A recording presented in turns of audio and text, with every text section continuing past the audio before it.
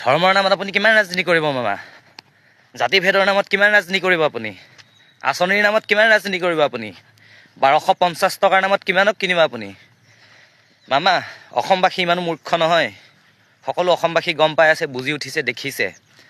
জুবিনৰটো বাদেই দিয়ক, আপুনি সেই কালি পৰহি ৰাজনৈতিক দিশত পাতনি মেলা এগৰাকী যুৱতী যাৰ নাম কুংকি চৌধুৰী, তাইকো আপুনি নেৰিলে। যাৰ নেকি জাষ্ট ৰাজনৈতিক পদাৰ্পণ আপোনাৰ 15 দিন হৈছে, আপুনি তাইকো নেৰিলে।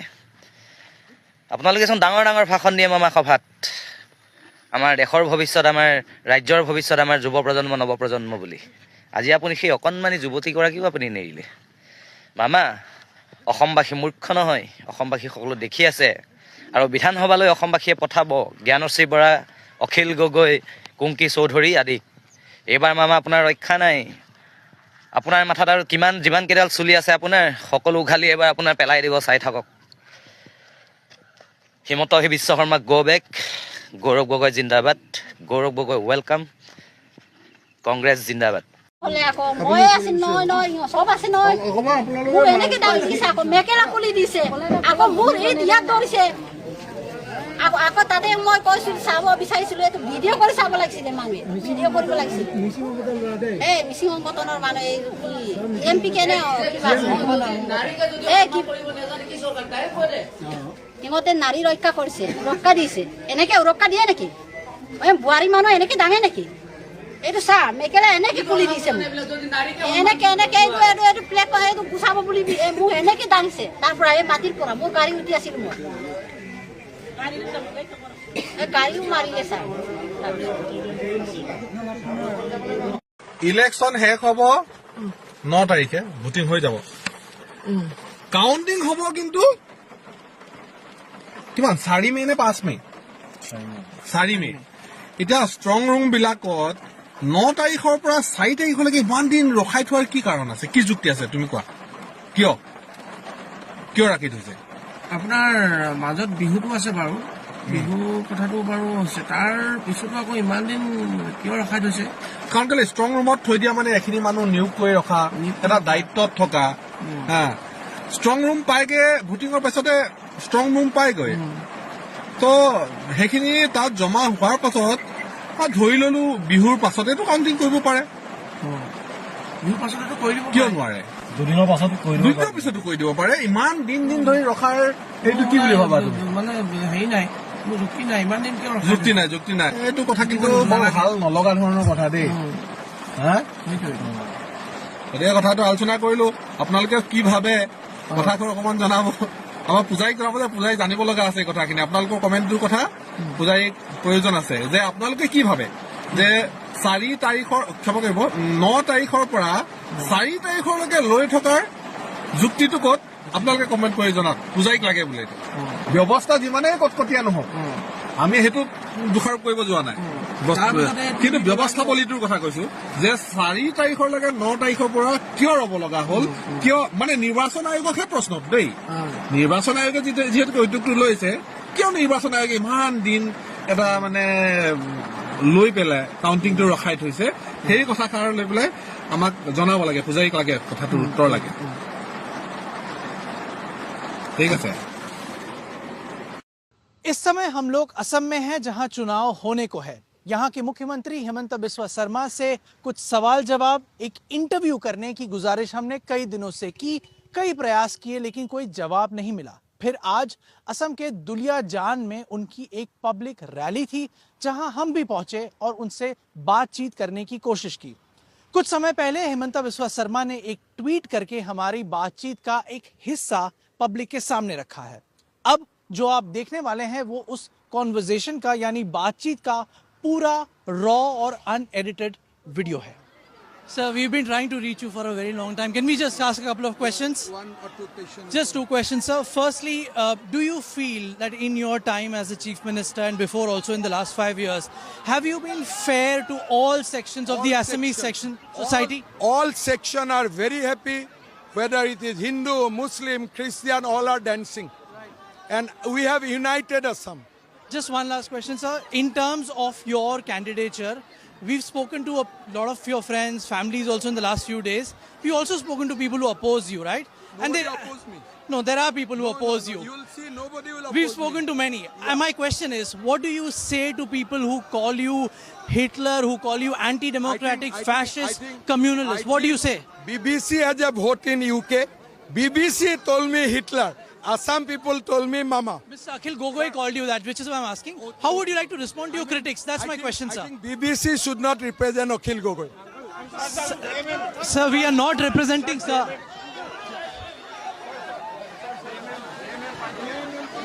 Sir, we are not representing Akhil Gogoi.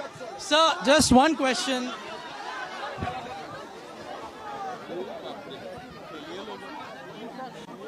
Sir, just...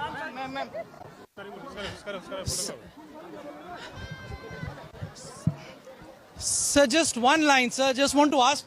Oops.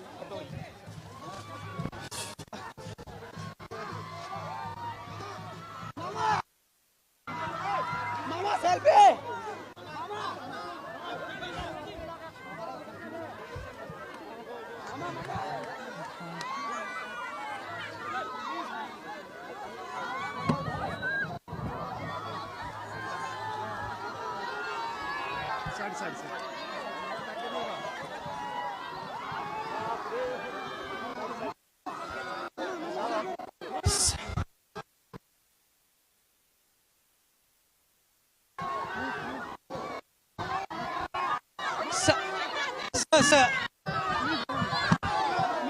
Sir, just... It is not just fair. one It is not fair. Just one question, sir. Sir, just one question.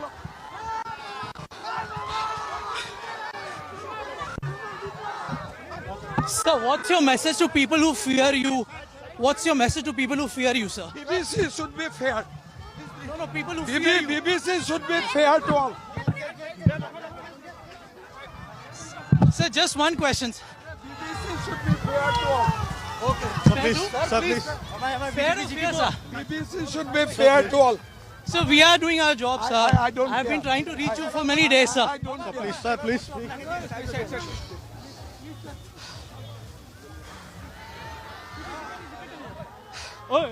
Clearly, Hemanta Biswa Sarma has told what he had to, and now he's back to the people who are waiting out there for him. Kongki Choudhury যেতিয়া জিকাৰ সম্ভাৱনাটো প্ৰকট হৈ গ'ল, এই এগৰাকী বিজয় গুপ্তা নামৰ বাহিৰৰ মানুহ এগৰাকী তেওঁলোকে যেতিয়া টিকট দিয়া হৈ দিলে, হোৱাৰ লগে লগে জনগণৰ মাজত যিটো চেণ্টিমেণ্ট মানুহৰ মাজত আহি গৈছে, সেইকাৰণে ভাবি এতিয়া যিকোনো কথা তেওঁলোকে আলোচনা কৰিছে। খোৱা বোৱা বিষয়লৈ গুচি গৈছে। খোৱা বোৱা ধৰ্ম এইটো নিজৰ ব্যক্তিগত বিষয়, এইটো নিৰ্বাচনী ইছ্যু হ'ব নোৱাৰে। নিৰ্বাচনী ইছ্যু সেইবোৰে যিবোৰ তোমালোকে কৰিব পৰা নাই। কৃত্ৰিম বানপানী গুৱাহাটীত কিয় সমাধান কৰিব পৰা নাই অতদিনে?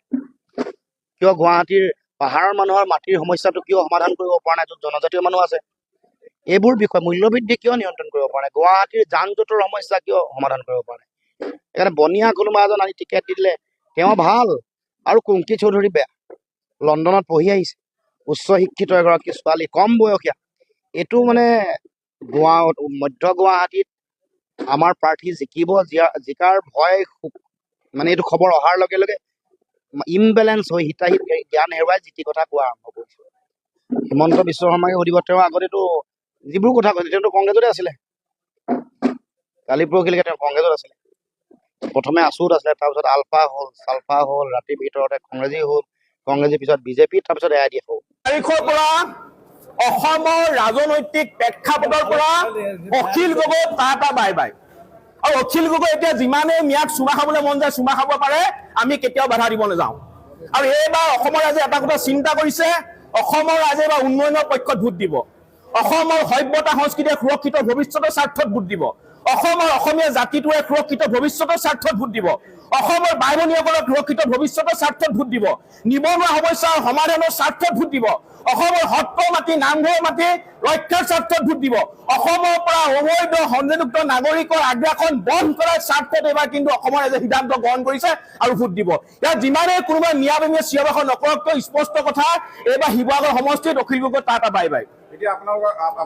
আমি সমৰ্থন জনাম। আমি এইটো কাৰণে সমৰ্থন জনাম যে 2021 চনত অসমৰ 70টা জাতীয় জনগোষ্ঠীয় দল সংগঠন আমি লগ হৈ ৰাইজৰ লগত প্ৰতিষ্ঠা কৰা হৈছিলে। কিন্তু 2021 চনত অখিল গগৈ বিধায়ক হোৱাৰ পিছৰ পৰা শিৱসাগৰ সমষ্টিটো কোনো ধৰণৰ উন্নয়ন নহলে। আমি শিৱসাগৰ সমষ্টিটো কেৱল মাত্ৰ উন্নয়নৰ স্বাৰ্থত আমি এইবাৰ কিন্তু সমৰ্থন জনাইছো। আৰু এটা কথা আমি স্পষ্টকৈ আপোনালোকৰ সংবাদ মাধ্যমৰ জৰিয়তে কৈ দিব বিচাৰিছো যে শেহতীয়াকৈ হিমন্ত বিশ্ব শৰ্মাৰ নেতৃত্বাধীন বিজেপি চৰকাৰখনে বিগত 5টা বছৰত কাহানিও নোহোৱা কিন্তু ডাঙৰ অসমৰ 2টা জাতীয় দায়িত্ব পালন কৰিলে। নম্বৰ 1, সত্ৰৰ মাটি নামঘৰৰ মাটি অবৈধ সংযোগযুক্ত নাগৰিকৰ কবলৰ পৰা উদ্ধাৰ কৰিলে। লাখ লাখ বিঘা বনাঞ্চলৰ মাটি অবৈধ সংযোগযুক্ত নাগৰিকৰ কবলৰ পৰা উদ্ধাৰ কৰিলে। নম্বৰ 2, লাখ লাখ শিক্ষিত নিবনুৱা যুৱক যুৱতীয়ে এটকাও নিদিয়াকৈ চৰকাৰী চাকৰি পালে। গতিকে এই কথাবিলাক মানুহে চাই আছে আৰু এইবাৰ মানুহে উন্নয়নৰ স্বাৰ্থত যে ভোট দিব এইটো কথা স্পষ্ট। আজি 2 দিন মানৰ আগতে অসমৰ এখন ডাঙৰ শীৰ্ষত থকা বাতৰি কাকতে এটা নিৰ্দিষ্ট ৰাজনৈতিক দলৰ পক্ষ লৈ বাতৰি পৰিৱেশন কৰিছিলে। 45,000তকৈ অধিক কিন্তু বাতৰি তেওঁলোকে ছপা কৰি দি গাঁৱে ভূঞে বিলাবলৈ সুবিধা কৰি দিছিলে। তেতিয়া প্ৰশ্নবিলাক আপোনালোকে কিন্তু উত্থাপন কৰা নাছিলে। আপোনালোকে সেই সময়ত এইখন বাতৰি কাকতৰ মালিকৰ ওপৰত কেলে প্ৰশ্ন উত্থাপন কৰা নাছিলে। আৰু শিৱসাগৰ সমষ্টিৰ যিজনে ৰাইজৰ দলৰ পৰা প্ৰাৰ্থিত্ব প্ৰদান আপোনাৰ অখিল গগৈ যিহেতু ৰাইজৰ দলৰ পৰা উঠিব, অখিল গগৈয়ে প্ৰশ্নটো কি কাৰণে কৰা নাছিলে। গতিকে আপোনাৰ এটা কথা স্পষ্ট, আমি উন্নয়নৰ পক্ষত আছো আৰু ৰাইজ এবাৰ উন্নয়নৰ পক্ষত আছে। যদি গোৰ্খা হয়, নেপালী বুলি কওঁ, নিজকে গোৰ্খালী বুলি ভাবো, তেতিয়াহ'লে ভুলতো বিজেপিত ভোট নিদিবি।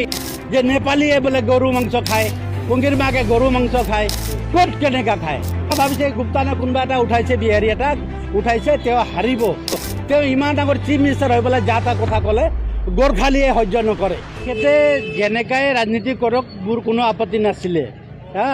পুংখী চৌধুৰীৰ দেউতা মই ভালকৈ জানো, পুংখী চৌধুৰীৰ মাককো জানো। তেওঁ নেপালী ছোৱালী, তেওঁ এনেকুৱা গাঁৱলীয়া ছোৱালীও নহয়, তেওঁ ছিকিমৰ ছোৱালী। তেওঁ IFS পাছ কৰা foreign service, Indian foreign service কৰা পুংখীৰ মাক মই জানো আৰু ভালদৰে জানো। সেইটো তাই নেপালী হ'ল বুলিয়ে, তাৰ মাক নেপালী হ'ল বুলিয়ে মইতো অসমীয়া বিয়া কৰাইছোঁ, আহোমৰ ছোৱালী বিয়া কৰাইছোঁ, সেইকাৰণে অসমীয়াই এইটো খায় হেৰি খুৱাই বুলি ক'ম নেকি মইতো নকওঁ। গতিকে নেপালী মাতে যিখিনি নেপালী বুলি কৈছে যে পুংখী চৌধুৰীৰ মাকে গৰু মাংস খায়, এইটো অত্যন্ত ভুল কৰিছে হেমন্ত শৰ্মাই।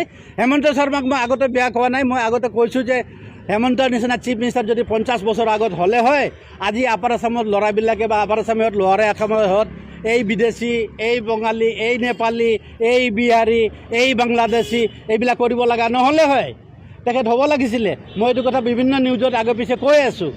কিন্তু আজি যে তেওঁ ইমান তল পৰিল, তেওঁক লাজ লাগিব লাগে যে নেপালীয়ে বোলে গৰু মাংস খায়, পুংখীৰ মাকে গৰু মাংস খায়, ক'ত কেনেকা খায়।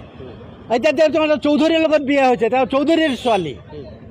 চৌধুৰী এনে উচ্চ কাষ্টৰ মানুহ হয়, কাষ্ট হিচাপে ধৰিলে। হেমন্ত চিফ মিনিষ্টাৰ শৰ্মা ব্ৰাহ্মণ মানুহ, ময়ো বামুণ মানুহ, চৌধুৰী বামুণ মানুহ।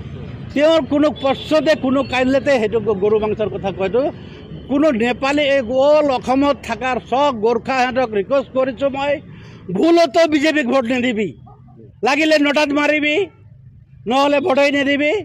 হেমন্তই যিভাৱে কৈছে যে পুংখীৰ মাকে গৰু মাংস খায় বুলি প্ৰমাণ কৰিব লাগিব, ক'ত দেখাত ক'ব লাগিব। তেওঁ ইমান ডাঙৰ চিফ মিনিষ্টাৰ হৈ পেলাই যা তা কথা ক'লে গোৰ্খালীয়ে সহ্য নকৰে। পুংখী তেওঁ ভাবিছে গুপ্তানে কোনোবা এটা উঠাইছে, বিহাৰী এটাক উঠাইছে, তেওঁ হাৰিব। পুংখীক চবেই ভাল পায়, তাই কোৱালিফাইড ছোৱালী, বাহিৰৰ পৰা পঢ়ি আহিছে, তাই ভালদৰে জানে, পলিটিক্স জানে, সেইকাৰণে ভয় খাইছে, বাকী একো নহয়। তাই ছোৱালী দিছপুৰত জনতা ভৱনৰ মুখতেই তাৰ ঘৰ, ছোৱালীটোৰ ঘৰ, তেওঁ জানে। সেই দেখি তেওঁ ভয় খাইছে। এই ভয় খাই পেলাই জানেনে তাতে এই তেজপুৰৰ এইখিনিতো এই সুনীল ছেত্ৰীক মাৰি পেলাই কৰিব খুজিছে। এইবিলাক কৰিলে ৰাজনীতিক নহয়। গোৰ্খা সমাজে কেতিয়াও মাফ নকৰে। মই গোৰ্খা সমাজকো কৈছোঁ, যদি গোৰ্খা হয়, নেপালী বুলি কওঁ, নিজকে গোৰ্খালী বুলি ভাবো, তেতিয়াহ'লে ভুলতো বিজেপিত ভোট নিদিবি। কোনো নাই দেই, এইটো হ'ল মই অভিজিত শৰ্মা, জয়ন্ত দাসৰ পুৰণা বন্ধু, এই ধনজিত দাস, এই উমেশ, সুনীল, আমি হ'লো পুৰণা সৰু কালৰ পৰা একেলগে ডাঙৰ হোৱা বন্ধু। যেতিয়া ঘৰৰ ল'ৰা এজনে, বন্ধু এজনে যেতিয়া ঘৰৰ অমতত বিয়া পাতে, তেতিয়া বন্ধুবিলাকে বিয়াখন পাতি দিয়ে বা আমি বিয়া খাব যাওঁ। চ' ঠিক তেনেকুৱা বন্ধুৰ আজি কিবা দলত কিবা অসুবিধা হৈছে, তেওঁ নিৰ্দলীয় খেলিছে, আমি ধৰি ল'লোঁ তেওঁ বিয়া পাতিছে, আমি সহায় কৰিছোঁ, সেইটো কাৰণেহে আহিছোঁ। আহি যদি জয়ন্ত দাস UDF-ত গ'ল হয়, কংগ্ৰেছত গ'ল হয়, আমি নিজে গালি পাৰিলোঁ হয়, ধত ক'ত আহিছে আপুনি। কিন্তু তেওঁ আচ্ছা, এতিয়া কথাটো হ'ল ৰাতি 12টা বজাত যেতিয়া ফোন কৰোঁ, জয়ন্ত দা এটা অসুবিধা হৈছে, মানুহটো আহি যায়, ঘৰলৈ আহি যায়, 1টা বজাত আহি যায়, হয়নে সুনীল? আহি যায়। তো আজি আমি কিয় নাহিম তেখেতৰ ওচৰলৈ? যদি ৰাতিপুৱা 6টা বজাত অপ্সৰা চিনেমা হলত লাইন ধৰি মেনে পিয়াৰ কিয়া চাব পাৰোঁ জয়ন্ত দাসৰ লগত, আজি কিয় নোৱাৰোঁ তেওঁৰ কাষত থিয় হ'বলৈ? যদি উদ্দেশনা চিনেমা হলত বেদেৰ মেয়ে জ্যোৎস্না চাব যাব পাৰোঁ আমি, তেতিয়া আজি কিয় থিয় হ'ব নোৱাৰোঁ? এইটো এটা কথা। দ্বিতীয় কথাটো হ'ল, মই তেখেতক এটা কথা কৈছোঁ যে জয়ন্ত দাস বুলি ক'লে এতিয়াও বহুতে বিজেপি বুলিয়ে ভাবি আছে, প্ৰদ্যুৎ বৰদলৈ বুলি ক'লে বহুতে কংগ্ৰেছ বুলিয়ে ভাবি আছে। টিভি নোচোৱা মানুহখিনিৰ কাৰণে কি কৰিম? চ' এইটোৱে চিম্বল ইটা, এইটো আমি চবে আমাৰ মূৰত সোমাই ল'ব লাগিব দিছপুৰবাসীয়ে, যে এইটোৱে আমাৰ চিম্বল। আমাৰ ঘৰত ইটা আছে, সদায় ৰাতিপুৱা উঠোতে যাওঁতে আমি যাতে ইটাটো চাই থাকোঁ, আৰু ব্লেক এণ্ড হোৱাইটে থাকিব, আৰু ইটাতে ভোট দিম, আমি ইটাতে ভোট দিম। দ্বিতীয় কথা হ'ল, মাৰ্ঘেৰিটাৰ পৰা পঢ়া মানুহজনক আমি ভোট দিম নে দিছপুৰবাসীয়ে গোপাল বৰত পঢ়া ল'ৰা মানুহজনক ভোট দিব? আমি চবে গোপাল বৰত পঢ়া মানুহজনক ভোট দিম, এইটো এটা কথা। মুখ্যমন্ত্ৰী ডাঙৰীয়া, আমি আপোনাক শুভেচ্ছা জনাইছোঁ। আমি ক'ব বিচাৰোঁ আপুনি 125টাই ছিট জিকক, আমাৰ আপত্তি নাই, শুভেচ্ছা আছে। এটা ছিট আমাক লাগিব, দিছপুৰ ছিটটো আমাক লাগিব, এইটো লাগিবই আমাক, জয়ন্ত দাসকে লাগিব, আমাক লাগিবই। দ্বিতীয় কথাটো হ'ল, মই এতিয়া প্ৰদ্যুৎ বৰদলৈ ডাঙৰীয়া এটা কথা কওঁ, 6 জানুৱাৰী নৱ তালুকদাৰ তেখেতে মোৰ তাত এটা ফোন কৰিলে ৰাতিপুৱা 11টা বজাত, বোলে অভিজিৎ দা আমাৰ ছাৰে কথা পাতিব। তাৰ ফোনটো দিলে, বোলে অভিজিৎ মই প্ৰদ্যুতে কৈছোঁ। বোলে কওক। বোলে আমি অলপ মানে ৰাইজৰ লগত মিলি কথা পাতি আছোঁ, আপোনালোকৰ অফিচলৈ আমি যাব বিচাৰিছোঁ, মোক তেনেকৈ ক'লে। মই বোলো ঠিক আছে, মই চিন্তা কৰি চাওঁ। তাৰপিছত মই তেখেতক 7 তাৰিখে 10:23 এটা মেছেজ দিলোঁ যে আমি আপোনালোকক লগ কৰিব নিবিচাৰোঁ, আৰু কিবা যদি পৰামৰ্শ লাগে আপোনালোকৰ ইমেইল আইডিটো দিব, আমি মেইল কৰিম। সেইদিনাখন যদি আমি লগ কৰিলোঁ হয়, তাৰপিছতে তেওঁ জাপ মাৰি দিলে, পেৰাচুট লেণ্ডিং কৰিলে। তেওঁ গৈ কি ক'লে হয়, অভিজিতে অমুক কৈছে, অমুকে অমুক কৈছে। এইটো এনেকুৱা ধৰণৰ মানুহক আমি কেতিয়াও বিশ্বাসত ল'ব নালাগে। আমি তেতিয়াই গম পাইছিলোঁ যে এই মানুহজন এজেণ্ট। আৰু এই কথাটো প্ৰথম মই আমাৰ ধ্ৰুৱজ্যোতি তালুকদাৰক মই কৈছিলোঁ ক'ভিডৰ সময়ত, যে ধ্ৰুৱ এই মানুহটো কিন্তু বিজেপিৰ এজেণ্ট। মই তেতিয়াই কৈছিলোঁ এই কথাটো, ক'ভিডৰ সময়তে কৈছিলোঁ, আৰু আজি এইটো প্ৰমাণ হ'ল।